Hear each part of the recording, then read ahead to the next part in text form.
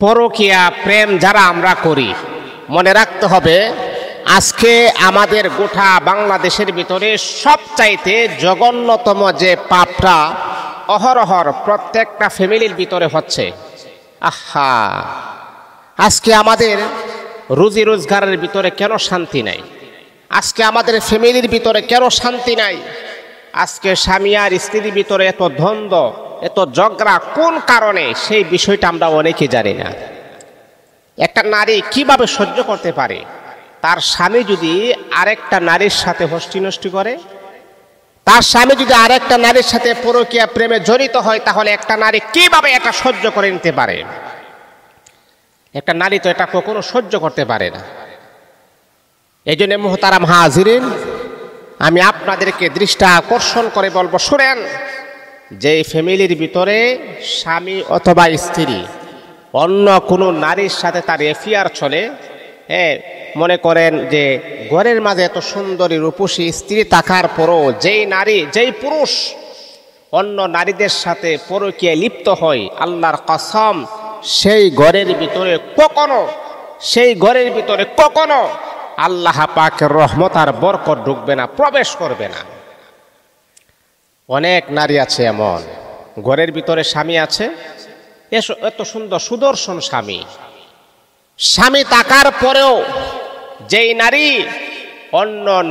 অন্য পুরুষের সাথে পরকীয়ায় লিপ্ত হয়, সেই ঘরের ভিতরে আল্লাহ পাকের লাআনত, আল্লাহ পাকের অভিশাপ। আপনি কেমন নারী? আপনার ঘরে স্বামী আছে, তারপরও এত সুন্দর স্মার্ট স্বামী থাকার পর আপনি অন্য পুরুষের সাথে গিয়ে আপনি অবৈধ সম্পর্ক করেন। আপনি মনে রাখতে হবে, মা, আপনার দ্বারাতে কখনো সংসার সুন্দর হবে না, আর আপনি কখনো একজন পুরুষের সংসার করার মতো যোগ্যতাও আপনার নাই। আল্লাহ পাক রব্বুল আলামিনের হাবিব বিশ্বনবী মুহাম্মাদুর রাসূলুল্লাহ সাল্লাল্লাহু আলাইহি ওয়াসাল্লাম বড় সুন্দর করে বলেন, এ আমার উম্মতি মুহাম্মাদিরা শোনো, যেই ঘরের ভিতরে স্বামী থাকার পরেও যেই নারী অন্য পুরুষের সাথে পরকীয়া করে, আল্লাহ পাক রব্বুল আলামিন এই ঘরের ভিতরে কখনো আল্লাহ প্রদত্ত রহমত আর বরকত নাজিল করবেন না। ঠিক তদ্রূপভাবে যেই ঘরের ভিতরে এত সুন্দর রূপসী স্ত্রী থাকার পরেও যেই পুরুষ অন্য নারীর সাথে পরকীয়ায় লিপ্ত হয়, আল্লাহর নবী বলেন সেই ঘরের ভিতরে আল্লাহ পাক রব্বুল আলামিন কখনো রহমত আর বরকত দিবেন না। এই ঘরে যত টাকা পয়সা আপনি ইনকাম করেন না কেন, এই ঘরের ভিতরে কখনো শান্তি আর রহমতের আশা আপনি করতে পারেন না। আপনি টাকা পয়সা ইনকাম করলেও এর ভিতরে আপনি শান্তি কখনো পাবেন না। এই জন্য এই পরকীয়া প্রেম আজকে আমাদের সমাজে অহরহর হয়ে গেছে। প্রত্যেকটা ঘরে ঘরে এরকম নাজায়েজ প্রেম সম্পর্ক প্রত্যেকটা ঘরে ঘরে এখন হয়ে গেছে। যারা পরকীয়ায় লিপ্ত হবেন, পরকীয়া প্রেম যারা করবে, আল্লাহ পাক তাদেরকে 6টা শাস্তি দান করবেন। 6টা শাস্তি, 6টি আযাব, 6টি গজব তাদের উপরে পড়বে। দুনিয়াতে 3টা হবে, আর পরকালে তাদের জন্য 3টা রিজার্ভ করে রাখা হবে। নাউযুবিল্লাহি মিন যালিক। তাহলে পরকীয়া করলে, পরকীয়া কাকে বলে? পরকীয়া বলা হয়, এটা সহজ, নিজের ঘরে স্বামী থাকার পরেও যেই নারী অন্য পুরুষের সাথে অবৈধভাবে সম্পর্ক রাখে, মিলামিশা করে, কথা বলে, এটাই পরকীয়া। আহা, আজকে যদি আমাদের দেশে কোরআনের আইন চালু হতো, আল্লাহর কসম পরকীয়া প্রেম করার মতো সাহস কোনো ছেলে মেয়ে সাহসও করতো না। আজকে কোরআনের আইন বিদায় নাই, যখন যা ইচ্ছা তখন তাই করা হচ্ছে। একটা নারী পরকীয়া প্রেমের কারণে গোটা সংসারটা তছনছ হয়ে যায়, ধ্বংস হয়ে যায়। একটা পুরুষ পরকীয়া করার কারণে গোটাটা সমাজ ধ্বংস হয়ে যায়, তছনছ হয়ে যায়। এগুলা যদি বন্ধ না করা হয়, এর চাইতে বদনসিব আর পুরা কপাল আমাদের আর কি হতে পারে? পরকীয়া যদি আপনি করেন, তাহলে দুনিয়াতে 3টা শাস্তি, আর মৃত্যুর পরে আপনাকে 3টা শাস্তি প্রয়োগ করা হবে। তাহলে আমরা আগে জানি দুনিয়ার শাস্তিটা কি। 1 নাম্বার শাস্তি হলো,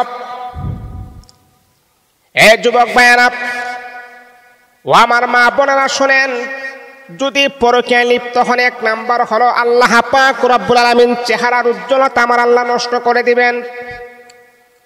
আপনার চেহারার সৌন্দর্য আমার আল্লাহ কমিয়ে দিবেন। আপনি যতই সুন্দর হন না কেন, আল্লাহ প্রদত্ত যে নূর, আল্লাহ প্রদত্ত যে আলো, এই আলোটা আমার আল্লাহ আপনার চেহারা থেকে আমার আল্লাহ সরাইয়া নেবে। আপনি যখন অবৈধ কাজ করেন, সম্পর্ক করেন, আপনার চেহারা থেকে আল্লাহ পাক যে আলোটা দিয়েছিলেন, যে লাইট দিয়েছিলেন, যে নূর দিয়েছিলেন, সেই নূরটা আমার আল্লাহ আপনার চেহারা থেকে উঠাইয়া নেবেন। আপনার চেহারা, সেই নূরটা উঠে যাবে। আপনার চেহারার ভিতরে আর কোনো মায়া থাকবে না, কোনো মোহাব্বত থাকবে না, কোনো ভালোবাসা থাকবে না। চেহারা সুন্দর হতে পারে, কিন্তু চেহারাটার মাঝে একটা যে মায়া, মোহাব্বত, ভালোবাসা, যে নূরটা আল্লাহ দিয়েছিলেন, সেই নূরটা সরাইয়া নেবেন পরকীয়া করার কারণে। এটা হলো 1 নাম্বার। 2 নাম্বার হচ্ছে, চতুর্দিক দিয়ে যারা পরকীয়ায় লিপ্ত হয়ে অবৈধ কাজ করে, চতুর্দিক দিয়ে তাকে অভাব ঘিরে ধরবে। এ তো হাজার হাজার টাকা পয়সা ইনকাম করার পরেও আপনি বাড়িতে আইসা দেখতেছেন আপনার স্ত্রী অসুস্থ হয়ে গেছে। আপনি স্যালারি নিয়ে বাড়িতে আসছেন, আপনার মা অসুস্থ হয়ে গেছে, আপনার সন্তান অসুস্থ হয়ে গেছে। কেন? এটা আল্লাহর পক্ষ থেকে আযাব আপনার উপরে, গজব। কারণ আপনি পরকীয়া প্রেম যদি না ছাড়তে পারেন, এই আযাব সর্বক্ষণ আপনার উপরে লেগেই থাকবে। অনেক মানুষ আমাদেরকে ফোন দেয়া বলে, হুজুর অনেক টাকা পয়সা ইনকাম করে, তারপর কেন জানি ঘরের ভিতরে বরকত নাই, অভাব অনটন লেগে থাকে। আমার অভাব অনটন দূর হয় না, কে কাজ করলে হুজুর আমার অভাব অনটন দূর হবে? ও বন্ধু, আপনি যতক্ষণ পর্যন্ত পরকীয়া না ছাড়তে পারবেন, ততক্ষণ পর্যন্ত কখনোই আপনার অভাব অনটন দূর হবে না। পরকীয়া ছেড়ে দেন, হারাম রিলেশন বন্ধ করুন, তারপর দেখুন আপনার ঘরের ভিতরে কিভাবে আল্লাহ পাক উন্নতি দান করেন। তাহলে পরকীয়া এটা হচ্ছে অভাব অনটন আপনাকে ঘিরে ধরবে, 2 নাম্বার। 3 নাম্বার হচ্ছে আপনার হায়াত আল্লাহ পাক সংকীর্ণ করে দিবেন, সংকীর্ণ করে দেবে আপনার হায়াত। আল্লাহ তো এই জন্য আপনাকে দুনিয়াতে পাঠান নাই, এই জন্য আল্লাহ পাক আপনাকে দুনিয়াতে প্রেরণ করেন নাই। আপনি অবৈধ সম্পর্ক করে ঘুরে বেড়াবেন, এটার জন্য আল্লাহ পাক আপনাকে দুনিয়াতে পাঠান নাই। আপনি যদি পরকীয়া করেন, 3 নাম্বার পানিশমেন্ট, 3 নাম্বার শাস্তি হচ্ছে আল্লাহ পাক আপনার হায়াত সংকীর্ণ করে দিবেন।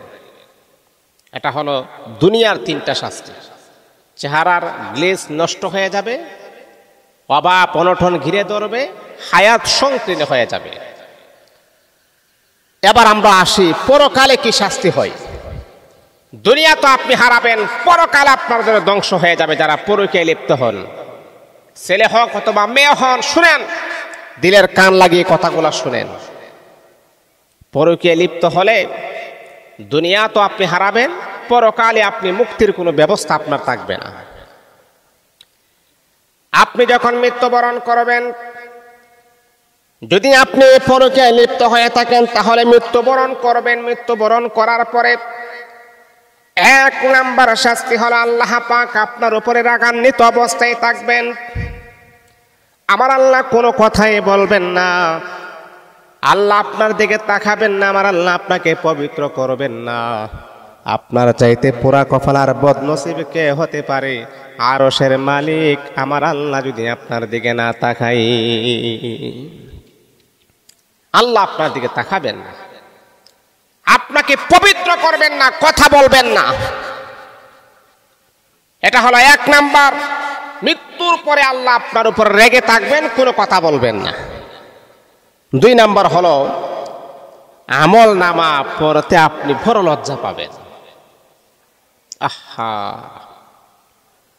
আমল নামা যখন আপনার হাতে দেওয়া হবে তখন আপনি পড়তে বড় লজ্জা পাবেন। আমল নামায় তো আছে রাতের আধারে নিজের স্ত্রীকে রেখে ওই নারীর সাথে রাত্রি যাপন করেছেন, সেটা তো আমলনামায় লেখা আছে। এই দৃশ্যটা দেখে আপনি কিভাবে আল্লাহ পাকের সামনে কিভাবে আপনি পড়বেন? লজ্জা পাবেন, পড়বেন না। আল্লাহ বলবে ইকরা কিতাবাক, পড়, তোর আমলনামা তোকে দেওয়া হয়েছে, পড়। বান্দা পড়তে চাইবে না, আল্লাহ বলবে বান্দা পড়ো, বান্দা লজ্জায় পড়বে না।